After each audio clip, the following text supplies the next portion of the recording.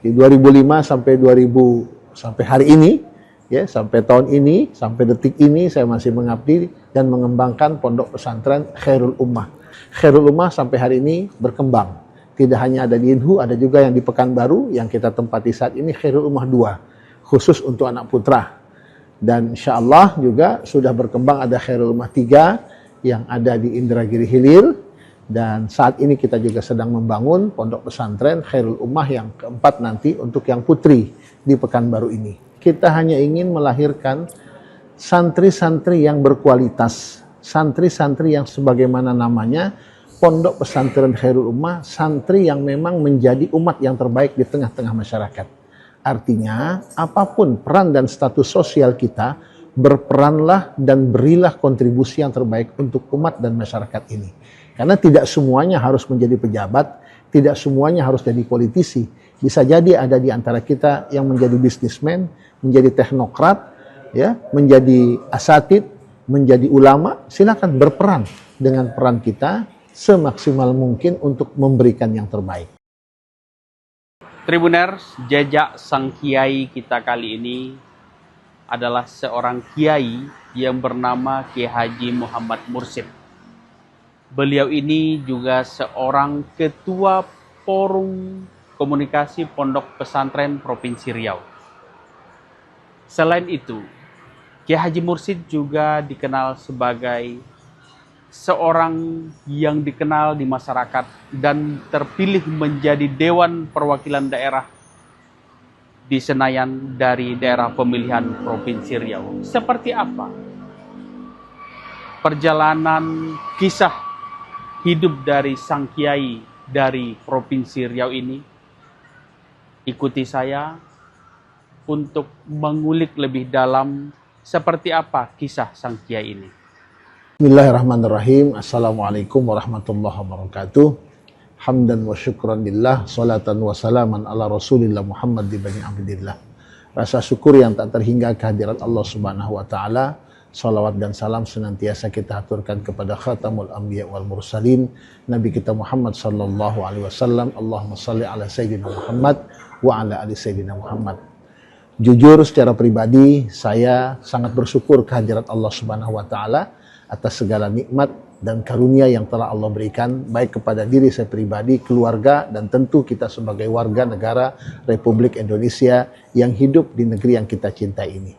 Saya Muhammad Mursyid, dilahirkan di Jakarta, tepatnya 4 Juli 1973, lahir di Jakarta, dan alhamdulillah di lingkungan keluarga yang cukup sangat agamis. Ayah saya kelahiran dari Kalimantan Selatan, Martapura, dan ibu saya kelahiran Jakarta. Besar dididik oleh ayah dan ibunda secara langsung dengan pendidikan dan nilai-nilai religius, pendidikan agama. Tamat dari SD, saya dititipkan di sekolah Madrasah Tarbiyatul Muallimin wal Muallimat yang ada di Jakarta Pusat. Hanya 2 tahun saya di sana karena saya menginginkan pendidikan yang lebih maksimal lewat pendidikan pondok pesantren. Akhirnya saya pun dititipkan oleh ayahanda saya, Ayahanda Haji Nazaruddin, di pondok pesantren Darul Rahman Jakarta yang diasuh langsung oleh guru kami Ayahanda Kiai Haji Syukron Ma'mun. Dan syukur alhamdulillah sebelum saya, lebih dahulu abang saya, anak nomor 2 dari kami 7 bersaudara, yang menyelesaikan pendidikan di pondok pesantren Darul Rahman, dilanjutkan dengan saya dan juga adik saya. Selainnya yang wanita itu dititipkan di sekolah Tarbiyatul Muallimin wal Muallimat di Jakarta Pusat. Nah, kecil dan besar di lingkungan pendidikan pondok pesantren. Selesai belajar di pondok pesantren, qaddarallahu masya'a, saya mengikuti apa kata arahan guru saya Kiai Haji Syukron Ma'mun dan juga guru-guru yang lainnya ada di pesantren. Saya ditugaskan oleh guru kami mengabdi di Pekanbaru, tepatnya di pondok pesantren Darul Hikmah Pekanbaru, daerah Panam ya. Saat itu di tahun 94. Saya ingat betul, saya diminta langsung oleh salah satu pendirinya, selain Haji Abdullah ada Profesor Dr. Satria Effendi, Allahu yarham, keduanya sudah meninggal dunia. Ditugaskan dan mengabdi di pondok pesantren Darul Hikmah Pekanbaru. Ya, dalam perjalanannya saya tidak hanya diminta mengisi dan membina para santri di sana, tapi juga diminta peran aktif saya untuk terjun ke masyarakat, mengisi beberapa majelis taklim yang ada di Kota Pekanbaru saat itu. Dan syukur alhamdulillah saat itu juga saya dibersamai ya oleh para asatid dan asatidah, baik yang ada di IKMI saat itu juga ada di IKADI, Ikatan Dai Indonesia Wilayah Riau. Di IKADI tahun 2002-2003 itu ada program Dai Bina Desa yang membina desa-desa pelosok yang ada di Provinsi Riau ini. Secara kebetulan saya diminta juga sebagai salah satu pengurus koordinator dakwah wilayah Kabupaten Kuansing, Inhu, dan juga Indragiri Hilir. Ya. Di situ saya terasa betul bagaimana kita sebagai santri, sebagai dai itu dibutuhkan betul oleh masyarakat. Maka saya terjun bersama kawan-kawan masuk ke pelosok-pelosok desa dari tahun 2003-2004 itu di Indragiri Hulu ada lebih kurang 7 talang mama. Salah satunya yang saya masuki adalah desa Talang Mama Durian Cacar. Yang sampai hari ini, sampai detik ini alhamdulillah kita masih punya ikatan hati dengan mereka. Dalam waktu-waktu tertentu kita masih melakukan pembinaan di sana. Dan alhamdulillah pembinaan itu pun terus berlanjut. Kenapa? Karena memang saya menyadari betul dengan keterbatasan kita angkat anak asuh dari sana, anak talang di sana asli kita didik di pondok pesantren Khairul Ummah.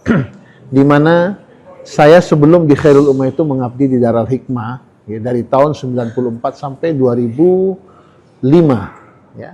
Di 2005 sampai 2000 sampai hari ini ya, sampai tahun ini, sampai detik ini saya masih mengabdi dan mengembangkan pondok pesantren Khairul Ummah. Mendapatkan titipan untuk melanjutkan kepemimpinan almarhum ya, Allahu yarham Kiai Haji Munasir Jufri. Ya, saat itu hanya ada pondok pesantren Khairul Ummah 1 di Indragiri Hulu, tepatnya di Air Molek, Desa Batu Gajah. Namun berkat kegigihan secara bersama para majelis guru yang ada di sana dan juga support dan dukungan dari pemerintah Kabupaten Indragiri Hulu, support dan dukungan dari masyarakat luas, Khairul Ummah sampai hari ini berkembang. Tidak hanya ada di Inhu, ada juga yang di Pekanbaru yang kita tempati saat ini Khairul Ummah 2, khusus untuk anak putra. Dan insya Allah juga sudah berkembang ada Khairul Ummah 3 yang ada di Indragiri Hilir. Dan saat ini kita juga sedang membangun pondok pesantren Khairul Ummah yang keempat nanti untuk yang putri di Pekanbaru ini. Berkah dari perjalanan dakwah ini juga keinginan dari masyarakat luas terhadap diri saya untuk bisa berkiprah kepada masyarakat lebih luas, khususnya di Provinsi Riau ini. Tidak sedikit permintaan dari masyarakat untuk saya terjun ke politik secara khusus ya, karena saya coba menghindari konflik interest yang cukup besar, maka saya tidak mengambil ranah politik tapi tidak lewat partai, saya ambil lewat DPD RI, Dewan Perwakilan Daerah. Ya, qadarallahu masya'a, alhamdulillah wa syukrulillah ya. Support dan dukungan yang begitu besar itu membuahkan hasil dan sampai hari ini saya selain sebagai pengasuh ya, tidak lagi pimpinan pesantren karena Khairul Ummah 1, Khairul Ummah 2, Khairul Ummah 3, Khairul Ummah 4 itu sudah ada pimpinannya yang kita tugaskan. Saya tidak lagi secara praktis, secara langsung, bukan berarti meninggalkan pesantren, tidak, tapi berbagi tugas agar pesantren tetap terayomi, santri tetap terbina secara maksimal, dan sampai hari ini juga kita lihat bagaimana santri tetap beraktivitas, menunaikan kewajiban mereka, menjalankan aktivitas mereka bersama para asatid dan para kiai yang ada di setiap pesantren cabang yang ada di Khairul Ummah. Saya pun alhamdulillah bisa maksimal coba menjalankan peran dan fungsi saya sebagai salah satu anggota DPD RI Daerah Pemilihan Riau. Kita punya keinginan sebagaimana nama pondok pesantren ini Khairul Ummah. Cita-cita kita sederhana, tapi insya Allah memberikan kontribusi yang besar. Kita hanya ingin melahirkan santri-santri yang berkualitas, santri-santri yang sebagaimana namanya, pondok pesantren Khairul Ummah, santri yang memang menjadi umat yang terbaik di tengah-tengah masyarakat. Artinya, apapun peran dan status sosial kita, berperanlah dan berilah kontribusi yang terbaik untuk umat dan masyarakat ini. Karena tidak semuanya harus menjadi pejabat, tidak semuanya harus jadi politisi. Bisa jadi ada di antara kita yang menjadi bisnismen, menjadi teknokrat, ya, menjadi asatid, menjadi ulama, silakan berperan dengan peran kita semaksimal mungkin untuk memberikan yang terbaik. Artinya keberadaan kiai saat ini di parlemen juga merupakan bagian dari perjuangan untuk umat ataupun pondok pesantren, seperti apa? Sudah barang tentu seperti itu yang kita harapkan. Kalau kita ada di tempat, ya, di salah satu tempat tapi tidak bisa memberikan warna, untuk apa? Kita ingin memberikan warna yang positif tentunya. Dalam hal ini saya mendapatkan amanah dari masyarakat Riau menjadi salah satu anggota DPD RI.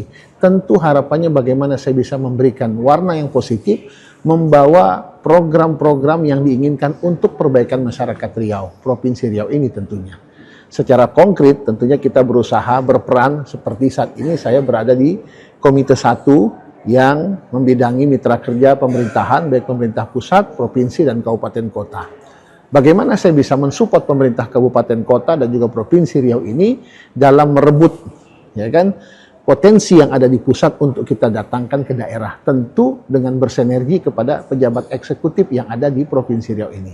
Dan alhamdulillah kita terus bersinergi baik dengan gubernur dan juga wali kota, bupati yang ada di provinsi Riau ini. Satu lagi, Kiai kan ketua forum komunikasi pondok pesantren di provinsi Riau. Apa nih mungkin yang harus dibenahi ataupun seperti apa sih kondisi pondok pesantren saat ini di provinsi Riau? Mungkin masukan dari Kiai seperti apa? Iya, dinamika yang ada kita tidak menafikan dengan berbagai macam permasalahan yang ada di lembaga pendidikan kita di Provinsi Riau. Saya harus garis bawahi, lembaga pendidikan bukan hanya pondok pesantren saja yang ada masalah, tapi hampir di semua lini lembaga pendidikan yang ada di Provinsi Riau, apakah itu yang menjadi tanggung jawab pemerintah, juga menjadi tanggung jawab lembaga, yayasan.